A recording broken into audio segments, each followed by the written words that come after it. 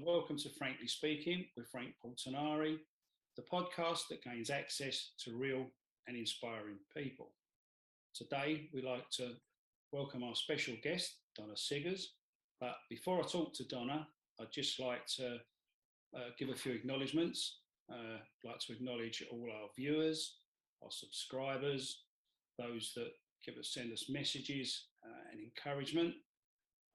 I will at this point say if more of you could subscribe, that would be very helpful and move us forward a bit more in 2022. I'd also like to thank our sponsor, Sheet Roofing Limited. They're a company that's been around for 50 years and do all aspects of roofing and asphalting, and they're a family firm and very well respected within that industry. As is also traditional, we'd like to mention the Alzheimer's Society, the amazing work that they do for both sufferers and their families. And we'd also like to acknowledge another campaign that we fully support, which is the Change Your Life and Put Down Your Knife. But the main person today is Donna, and we'd like to welcome Donna. Donna, welcome to Frankly Speaking. Thank you for having me, Frank. Well, it's been a while. It's been a while. The trouble is, what tends to happen is we concoct a list of people, and then every now and again, you know, there are people we've wanted to interview and not had the opportunity, and they suddenly become available. So there's a little bit of queue jumping, if you like. So we're glad we had an opportunity to do this before Christmas. What I normally do, Donna, is I tend to ask people about their early life, where they were born, where they grew up, etc. So where were you born, Donna? I was born in Malden in Essex, where the salt that the chefs use come from. And for a very short time, I lived with my parents in my grandmother's pub in a little tiny place called Wickham Bishops, and then moved with my parents to Tiptree, where the jam comes from. And that's where I first went to school, before moving to a very, very rural place called Southminster, which is near Burnham-on-Crouch, if you've heard of that. Yes, I've heard of that. Yes. Yeah. So very nice. Yeah. That's where I did the main part of my secondary schooling. And were you academic? I did well. I'm not saying I particularly wanted to be in school. I wanted to be at home because we had horses, and that was my life. Oh. And presumably you can ride horses then? I've not ridden for a very, very long time, but no. I was very competitive with the horses and did well with the horses. All right. So you had an accumulation of, what is it, the rosettes? Rosettes and trophies and broken bones. Did you have any idea of what you wanted to be when you left school? Oh, absolutely. I wanted to be a vet, without a doubt. All right. That didn't happen. Was there any particular reason, or did life just kind of move on for you? This is all coming out in my next book, which is a follow-on to Lost Soul. I had a serious accident when I was 16, and my horse, whilst at a competition, we fell, my horse and I, and he rolled on me. I do brush on that in the book that you've read, and that sustained serious injury, and I didn't compete after that. I was only 16, and my life, that was the first big change in my life, really, and my path changed as a result of that. And basically I dropped all my scientific subjects for secretarial ones, and that's the route I took. Okay. Can you remember your first job? Yeah, absolutely. I'm still in touch with some of my old colleagues from my first job. Oh, that's nice. Nice. I worked for an agricultural company local to where I lived. Were there any other sports you were interested in? Oh yeah, I ran. I swam. I used to teach archery. I used to pistol shoot at targets. I did tetrathlon, which was at the time horse riding, swimming, shooting and running. I was very competitive. I must admit, archery is a thing that I've always, I always fancy doing archery, and I fancy myself as a bit of a fencer as well. I've never fenced, but yeah. I've always done, for some mad reason, perhaps I was something in a different life. I don't know, Mm. yeah, And I've travelled up and down the country doing marathons. I mean, imagine what's happened to me. Your viewers don't as yet. Yeah. Imagine having to suddenly stop doing all these things. I've canoed, I've climbed, I've done all sorts. I thought I was good at doing the 440 metres for the school for a year or so. Oh, that's very impressive, blimey. Yeah, I wasn't. I knew you'd been active. I just didn't realise it covered such a wide spectrum. So, from a career point of view, where did you move into the workplace where certain events that clearly changed your life? Okay, I was a professional photographer for a very long time. But there were a few events in my life that I wanted to find out why people change. Human behavior intrigued me. So I was doing a degree in criminology and psychology, and this job opportunity came up. I was already a qualified psychotherapist, which I'd done before taking this other degree. And this job opportunity came up, and I thought, that's going to be really good work experience to go along with my degree, because I wanted to do a master's and I wanted to do a PhD. So I took it. Okay. And are you allowed to say where that not the name of the establishment necessarily, but the type of establishment? Okay, it was a forensic mental health unit. It wasn't a prison. Okay. It was a step-down service for people that were not allowed to be living in a community without support. Right, okay. So they're not allowed in public on their own. Right. Did you have to live in, or was it something you could commute to? No, I commuted. Yeah, you commuted, okay. I've got 4 children, so you know, I was and I'm a single parent, so they're grown up now. But no, I wouldn't have just walked away from my children to go and do that. Oh no, I wasn't. Sorry, I wasn't sponsored. What I will do at this point is just mention that I have read the book. The trouble is when you do podcasts. It was a year ago, Frank. Yeah, I was going to say, and I have looked for it briefly again. And the trouble is in between you read so many other books. You can't sometimes, if you're not careful, you actually get the stories confused. I know. But if I'm not careful, I'll be rambling on about something that's never even happened to you. It's been someone totally different, you know. I've got memory loss. I'd believe you. Gary, we'll take advantage of that. Oh, by the way, talking of memory loss, I actually forgot to mention Mac the Hat Media. If it wasn't for him, we wouldn't be doing this. So I finally remembered to mention him. Sorry, Gary. Sorry. So, you know, as I mentioned, this is a place where your life drastically changed.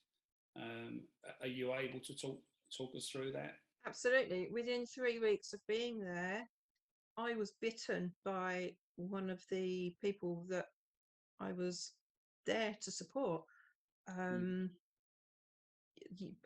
That's traumatizing in itself. Yes.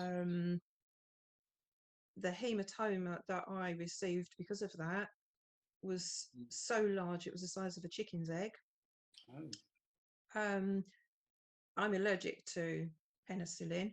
I have to be careful what antibiotics I take in general.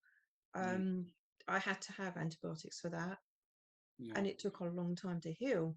And that was on the arm. That was on like the top of my arm. I should have walked then, basically. I was just about to say, did that deter you in any way, or did it determine you even more? Hindsight's wonderful, isn't it? Yeah, of course, yeah. No.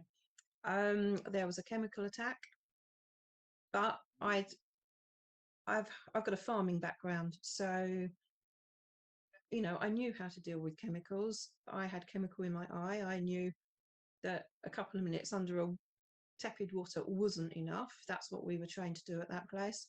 And I knew that would not save my sight. I did half an hour and then went to hospital. That saved my sight. Still, I stayed. And then within a few months, I had the attack that changed my life.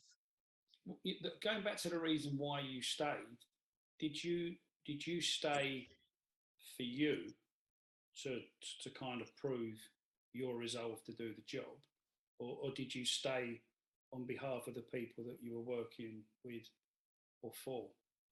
I stayed because I was so close to finishing my degree, and then I would have left. I was literally in my last year. At the time of my attack, I had 3 weeks until my final exams, which I did not take. Right. Okay. So yeah, let's move on to the next stage, so to speak. So Easter weekend, 2014, April, I went to work on a Saturday morning, and I came home a different person.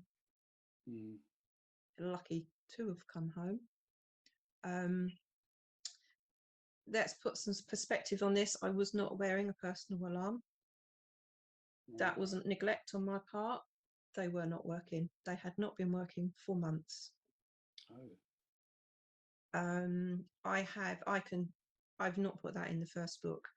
I'm treading on very dodgy ground now, but I have a letter locked away in my files. Now I've moved those files away from where I used to live to where I will be living. I feel safe enough now to be able to physically say that. Right. Okay. I appreciate that. I do appreciate that. So I do have written proof from an authority that they had been faulty and unusable for months. And the alarms on the wall, if you pressed them, they alerted you to the wrong room. Are you able to describe how it took place, or would you want to move on from that and maybe discuss the extent of your physical injuries before we move on? No, I can talk you through it. If you feel that your viewers would be interested in that, I can certainly talk you through it. So the first punch landed here. It knocked my glasses to the floor. I've got poor eyesight, or I had poor eyesight. It's worse now. I caught that first punch, and that momentum knocked me backwards, and I was close to the wall. So the back of my head hit the wall, which knocked me off balance. However, the wall stopped me from falling to the floor. That probably saved my life. No, I didn't catch that first fist. I caught the one that came towards this side. So I restrained that wrist. But because I'd been knocked off balance, I didn't catch the fist that had actually physically punched me. And I sustained 5 more punches. Were you trained to restrain people, or was it a gut reaction on your part? No, I'm trained to restrain. Okay, I was also trained not to react in the wrong way. If I'd have punched back, for example, I would be in prison. Wow. He was psychotic. He was there for a reason. He wasn't psychotic constantly. He was psychotic at that point. Okay. And did somebody come to your rescue? Not until I'd taken control of the situation. So did you actually subdue that person? Mm-hmm. Wow. And how long before other people became aware of your situation? The experts that analysed my therapy sessions and the extent of my injuries, I think I was under attack for 2 minutes. Right. And then somebody came to your, I'm saying rescue, because I mean, I think you I rescued. rescued myself. I just should say you rescued yourself by the sound of it. And what did they do then? Did they take you to a place of safety, or did they take you straight to a hospital? No, they assisted the person that attacked me, and I dealt with my own injuries. It's unbelievable. I could try to not look shocked, but I am genuinely shocked. They made that person a cup of coffee because he had calmed himself down, and so they rewarded that behaviour, and they left me to deal with me. And I was like blood. I always took a change of clothes. I went and had a shower in the staff room and changed, and they would not let me go home because that would have left them short of staff. So did nobody administer any first aid whatsoever to you? No, none at all. Every single person that is fully trained is first aid trained to a high standard. Yeah. Nothing. I should have gone to hospital. Wow. And what are you saying? You stayed, so I was useless. And that was a Saturday. That was a Saturday. So when would have been your next working day? I then had a few days off because I was spending time with family. I think I'd booked holiday. I can't remember. I honestly can't remember, Frank. But are you under the impression that if you were due to be back on work the next day, they would have expected you to be there? Yeah, absolutely. 100%. It does sound like it, yeah. Yeah, 100%. I did return to work. Yeah. I saw, because it was the bank holiday weekend, because it was Easter, I saw my doctor on the Tuesday, and I had concussion symptoms. But I've got a really high pain threshold, and she said, "Oh, you'll be fine. Just have some time off, and then just get back to normal." And I tried to do that, but I couldn't see. I was compensating. I was words without my glasses on, because I've got prisms to stop double vision, diplopia it's called. Words float like that. I still get that when I'm tired, even with the glasses. And I couldn't write reports. I was going back to old reports and just copying it. I couldn't recognise names. I couldn't put names to faces. And it took a few days, and then I crash landed. Was there any? I was going to say pastoral care. Did anybody, while you was at home, did anybody, your employers or managers, whatever, did any of them phone to ask about your general welfare, how you was getting on? No. I'm starting to know the answers before I even ask the questions, because it just seems a pattern, doesn't it? It just seems absolutely no concern. Even after I'd been off work for 6 months, they were demanding I was going back. And I had consultants. I had a neurologist. I had eye consultants. I had all sorts of different people saying, "No, this patient cannot return to work. She is too ill." And at this stage, you still had 4 children? Yes. So at this stage, I still had 3 children in school, and 1 was an adult. So apart from having to deal with the obvious trauma, physical, psychological and emotional trauma, you had to carry on and look after children as well? No, they were looking after me. There was no me looking after them. I did wonder, to be honest. Yeah, that did cross my mind. Yeah. When eventually, a few days later, I did crash land, and my friend Joe literally scooped me and took me back to the doctors, and my doctor got me into EAU, which is like a bypass of A&E.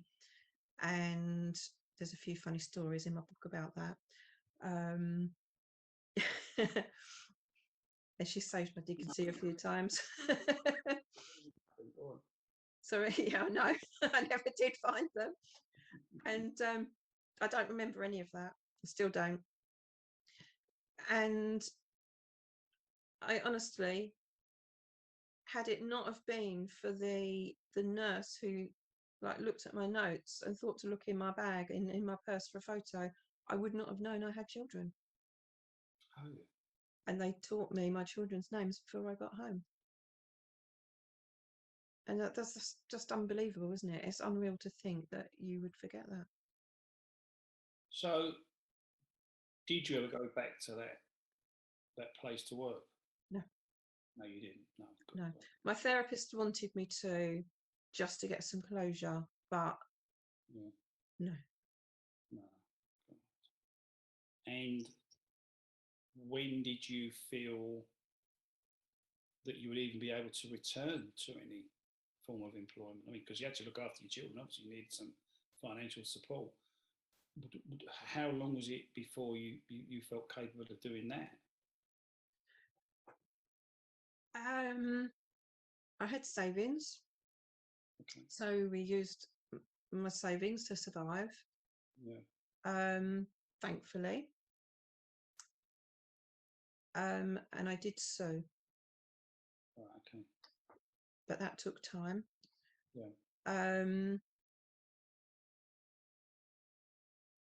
Then I really only returned to physical work after meeting Dave, and I worked for him.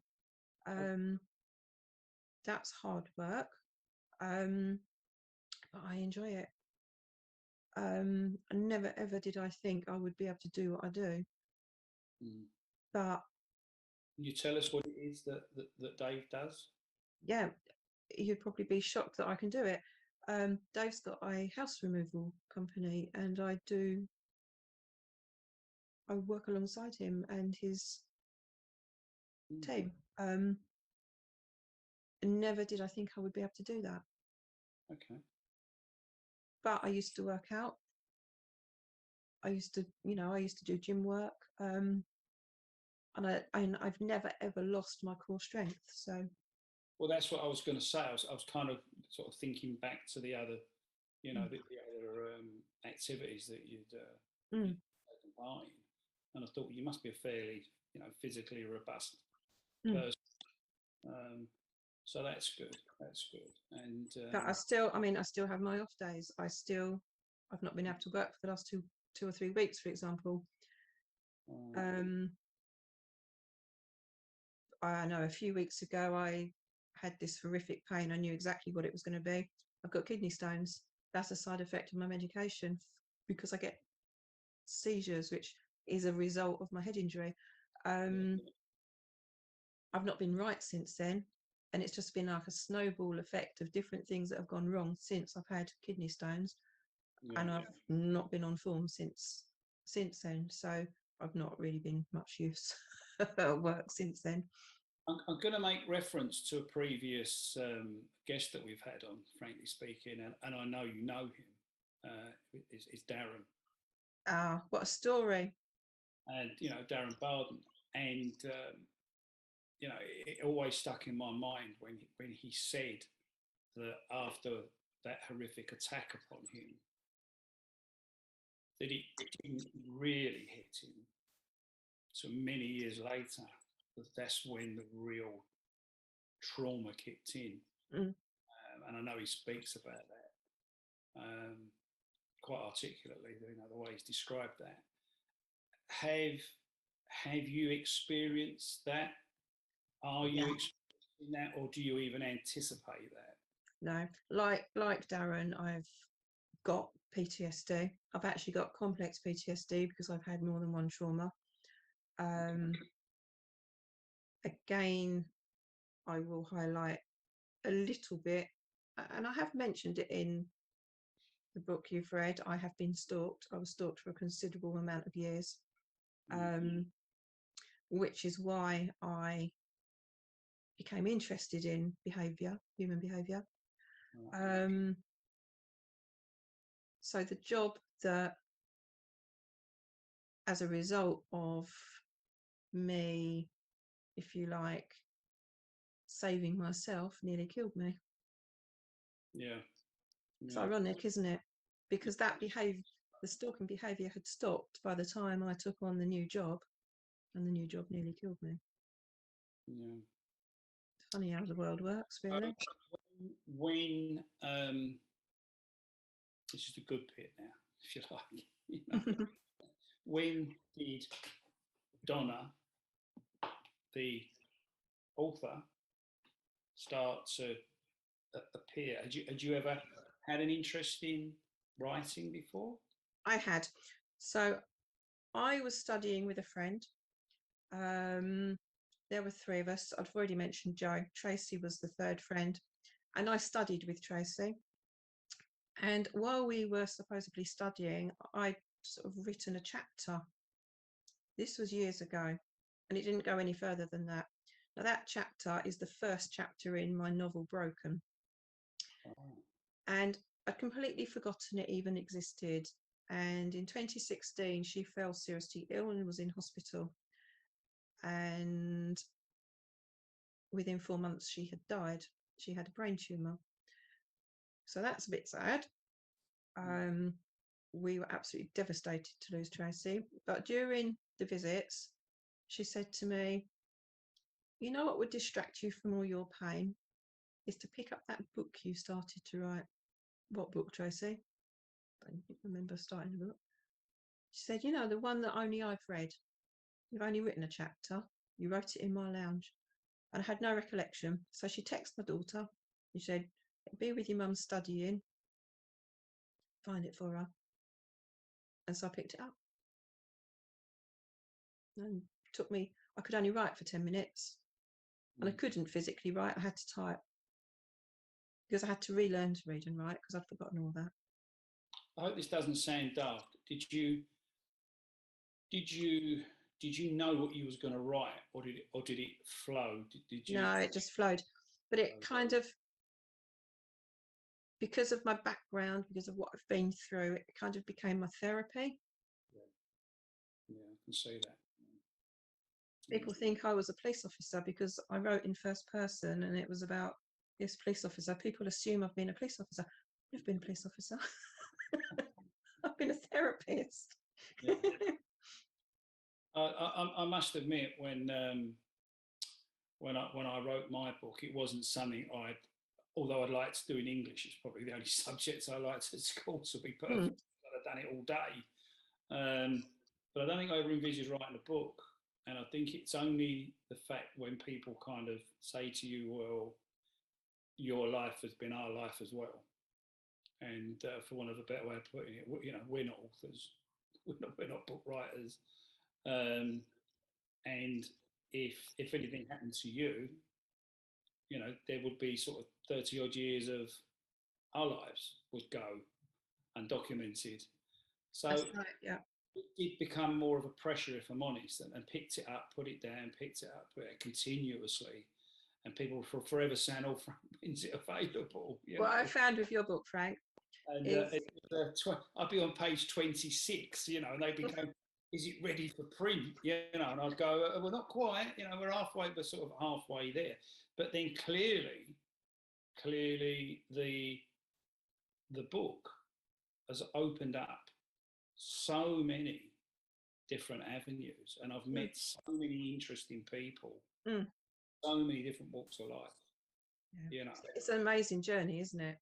yeah, and it's certainly something I always encourage other people to do now.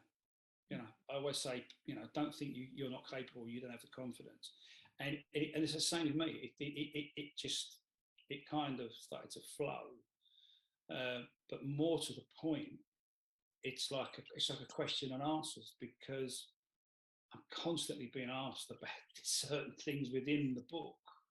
And I don't think I'd even questioned myself So I didn't even necessarily have the answers. That's So I right. had to learn and question my own past and say, well, now I've got, now I've got a few more of the answers, so to speak. But you didn't only do one book. You've Um, considered. yeah, but that's my competitiveness coming out, isn't it? I couldn't read and write, but no, I wasn't going to write a book. I was going to write a trilogy. Where did that come from?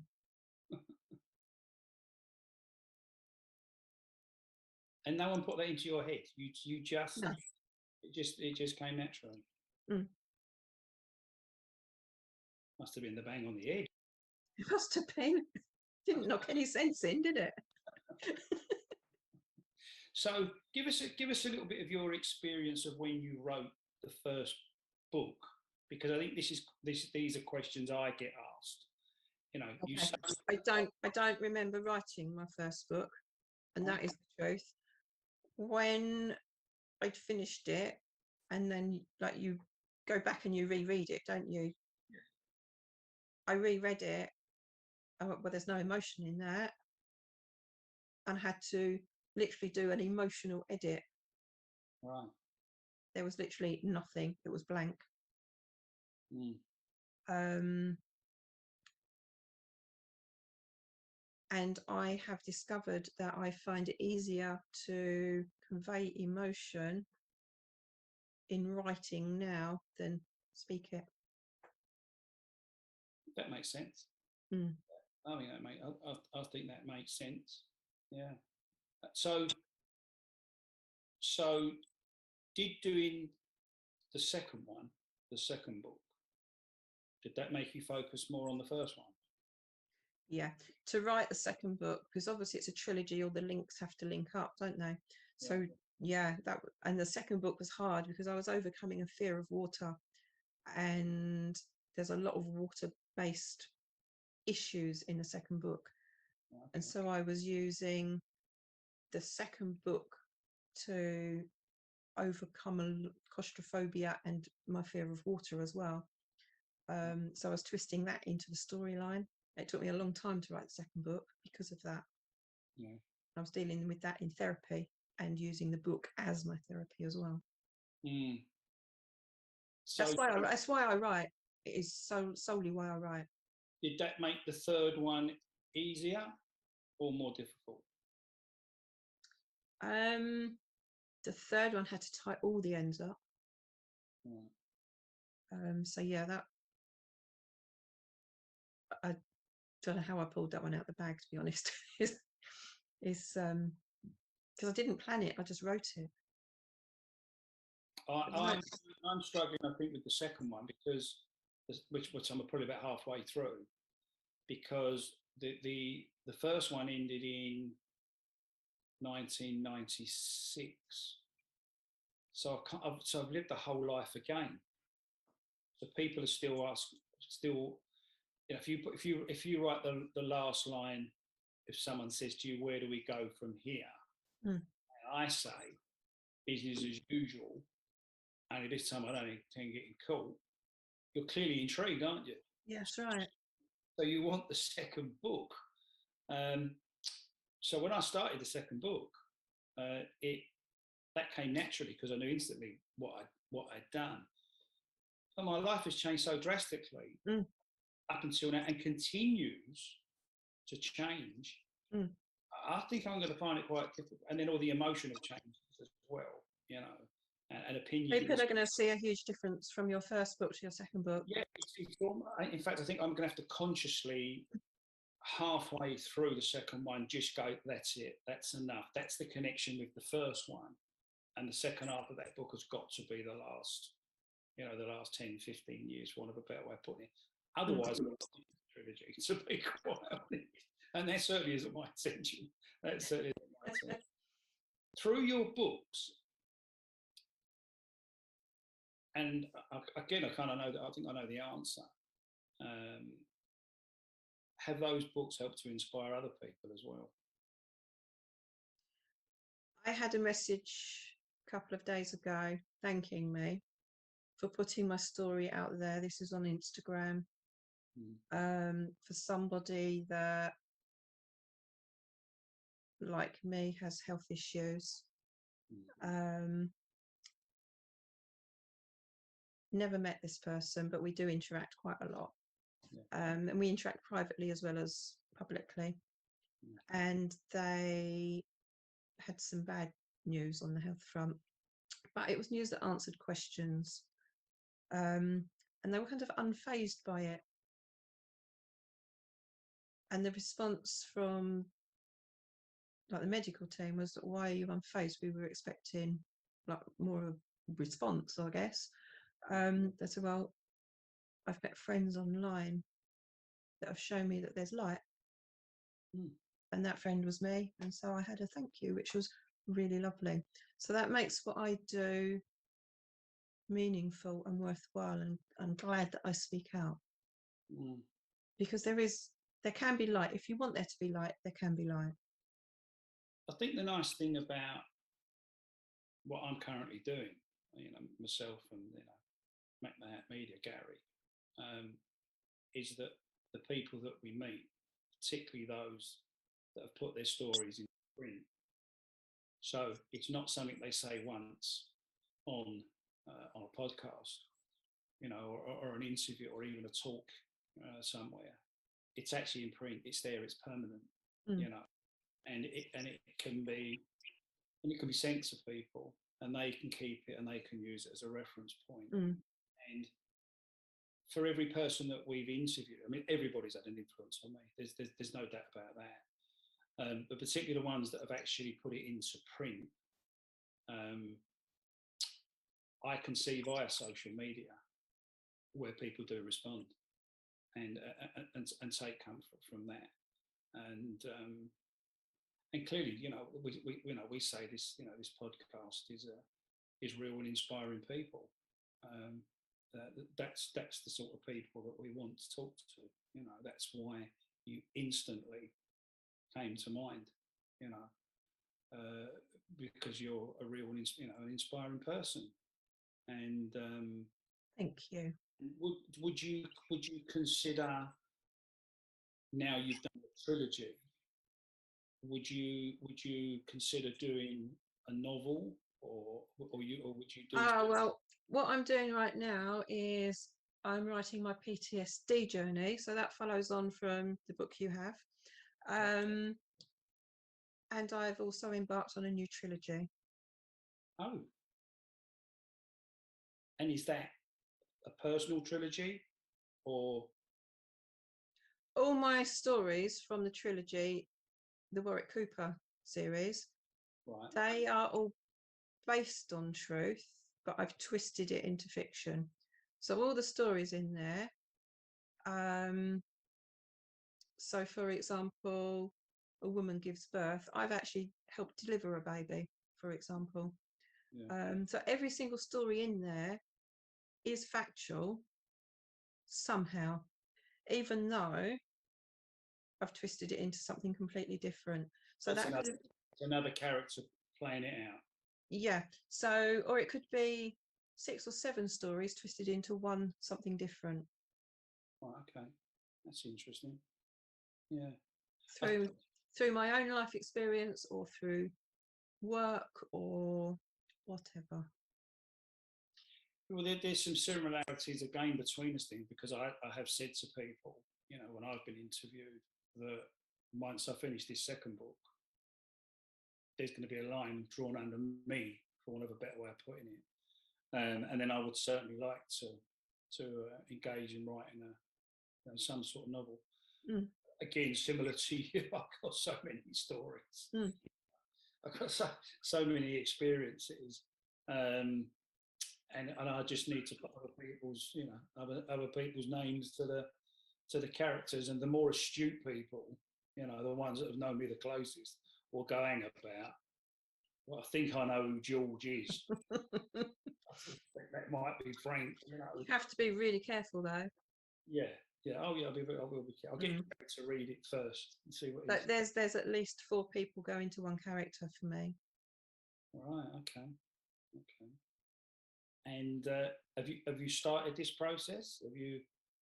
On the new trilogy. Yeah. Yeah, I've got the names for each of the books. I've got the characters. Yeah. Right. So you actually know what you're going to call it before you even start. Does that help you to write the book? Yeah. I need a title. Even if that title changes, Yeah. yeah, I have to work to a title. Yeah, that was a bit of a dilemma for me, I must admit. And then all of a sudden it did, yeah, it did. And it did help. And it helped. And I think the second one will be very similar. Although I have started writing, I pretty much know in my mind what it is going to be. I also need a book cover as well because I'm very visual. Yeah, yeah. And if you've got an idea, have you? My covers are all sorted. Blimey. God, I wish I was this organised. Well, perhaps you've inspired me in more ways than one. I even for the new books, I've even got my own photographs on them there. Right. Okay. And going back to the first book, then, did you find it difficult getting it printed or getting published? More to the point. Right. Lots of people ask me this, and I got help from a company to get me out there simply because I had no clue. I had a brain injury. I didn't know how to do it. Lots of people said, "Oh, why don't you find a publisher?" I wasn't in a place where rejection was an option. No, I can see that. Yeah. There was a lot going on in my life where, like, one letter of rejection was just going to destroy me. So I didn't go the publisher route. So self-publishing was, for me, the only option. So I went to a company who helped me. They weren't one of these, what do you call it, glorified publishers that pay you to publish or you pay them to publish your book. They were a company, they were a design company. They helped with formatting and they did all of that sort of thing. And then they showed me how to get it out there. So that's what I did. Yeah. So I had to pay for formatting and I had to, but I do all that myself now. I've taught myself how to do that. Yeah, you've got wise to that, and yeah, Mm, absolutely. I didn't have a publisher. Somebody gave me a name of a company to just get the book printed, and do all the necessary work to prepare it to be printed. And I don't think I had any particular grandiose ideas, getting into W.H. Smith's or whatever, because it wasn't a book of messages at the time, whereas your book has clearly got, there's lots of messages there and assistance to people. Mine was just like a diary. So for me, it was one of get it printed and I want to sign it. If I give somebody a book, someone's good enough to buy my book, assuming they want it to be, a signature or a message, any message they like. So I wanted that personal touch, but of course, that then restricted the distribution of the book. So it's never really reached. I can see it now. I didn't see it then. But there are certainly different audiences that book should have gone to. And I think there's also the case of where I suppose I also partly wanted it to aim at academics, and scholars and be in school libraries or colleges and so on. Your book definitely should be on the syllabus of degrees, definitely. It's sort of turned into, it's for the boys, it's for my mates, and anyone that can identify with any of the different stages I was, throughout my life. So I've learned from that. I've learned from that. So there are some very strong messages going to be in the second book. So that will be distributed. That will. I know someone who's going to do that. They will. That basically be bought via Amazon. Because I do. Amazon won't get it into shops.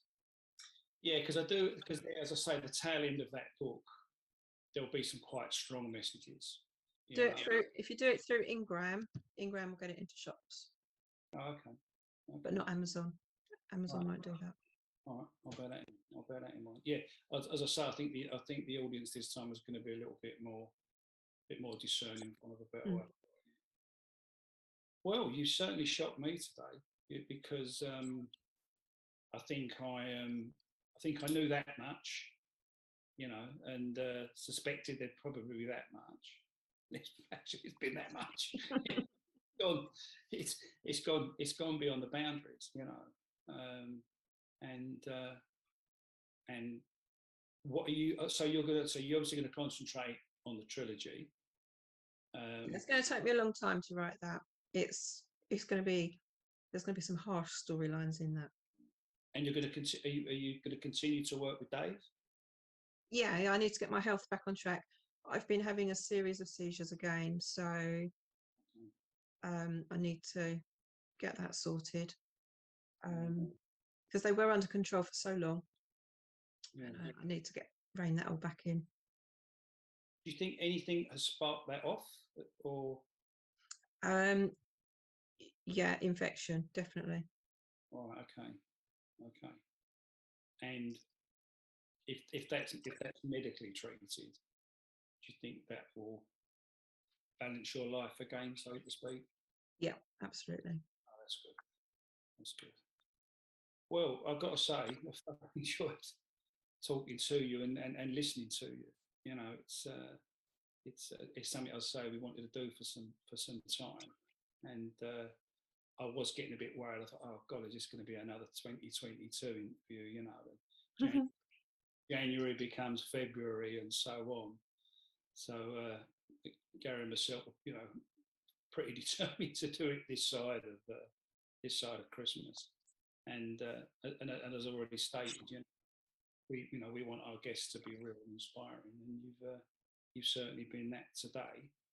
And you could just stay around for another 5 minutes. I'll just say a few things, and then we'll have a little chat again. Okay, thank you. Again, I'd like to thank our sponsor, Sheet Roofing Limited. I'd like to thank Gary and Mac the Hat Media for his assistance, and clearly, we like to thank all our viewers and subscribers, etc. And as I say, if we could have more subscribers and help to push us forward into 2022, because we want as many guests as possible. We want people to come on. We want them to tell us their stories. We want them to get some inspiration themselves. We want them to also inspire others, and on a personal level, I've enjoyed every guest that we've had, and certainly want to meet more and introduce those to a wider audience. So in the meantime, Donna, we wish you all the best. We'll certainly look forward to the yet another trilogy. I think people are going to have to start getting bigger bookcases at the rate you're going. And as I say, from us at Frankly Speaking, we wish you all the best in the future. So, and the same to you, Frank. Thank you for having me on. That's okay, love. Thanks very much.